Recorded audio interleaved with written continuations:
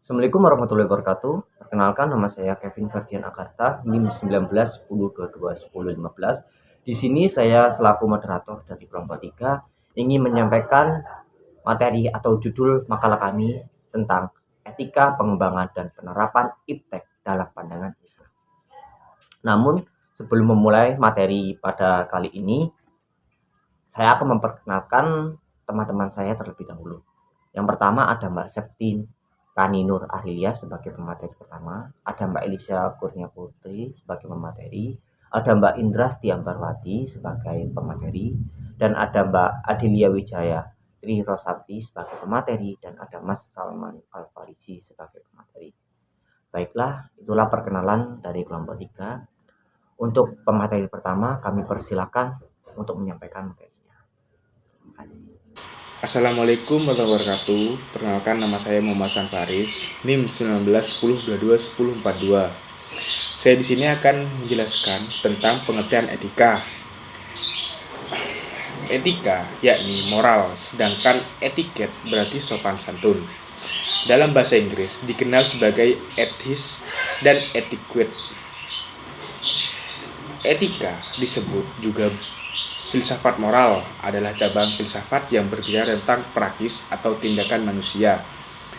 Etika tidak mempersoalkan keadaan manusia, melainkan mempersoalkan bagaimana manusia harus bertindak.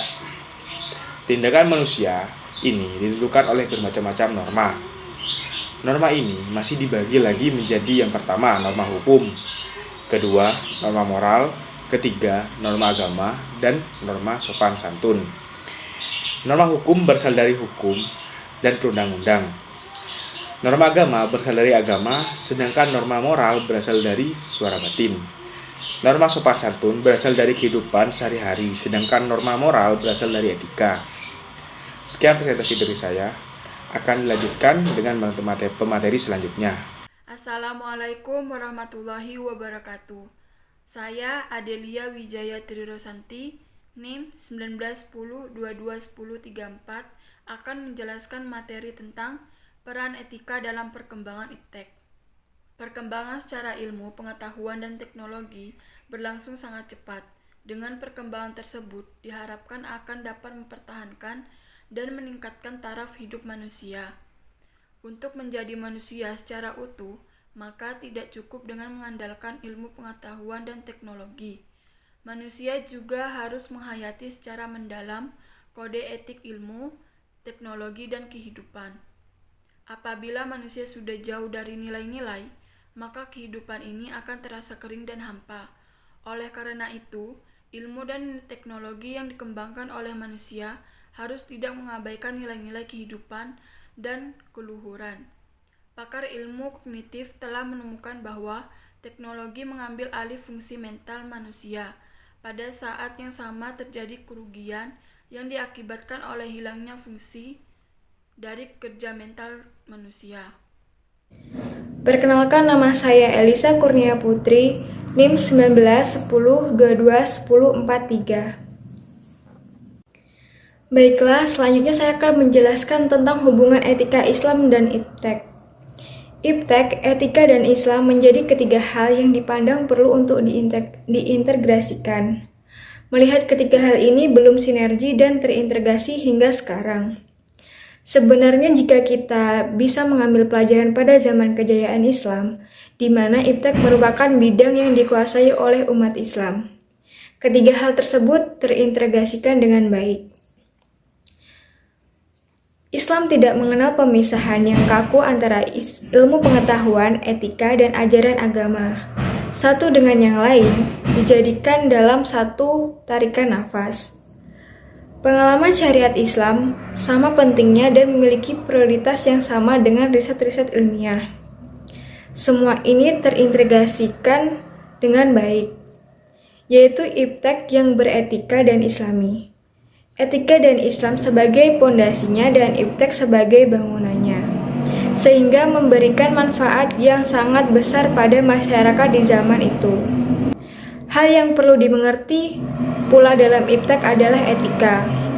Jika kita lihat dari asal katanya, kata etik atau etika berasal dari kata ethos, yaitu bahasa Yunani yang berarti karakter, watak, kesusilaan, atau adat. Sekian dari saya, terima kasih. Nama saya Septirani Nur Arilia, NIM 1910221011. Di sini saya akan melanjutkan materi tentang hubungan etika Islam dan iptek. Dari sudut pandang agama, Islam tidak pernah namanya melarang untuk mengembangkan iptek. Jika kita melihat surat yang pertama diturunkan Al-Quran, yaitu surat Al-Alaq, ayat pertama menyuruh kita untuk membaca. Pakar ilmu bumi atau geologi tersebut mengupas beragam penemuan ilmiah mengenai alam semesta yang mengamini hakikat kebenaran Al-Quran. Sebagai contoh, ayat 6 surat Al-Tur Al-Bahru Masjur yang artinya demi laut yang di dalam tanah bahwa laut itu ada api.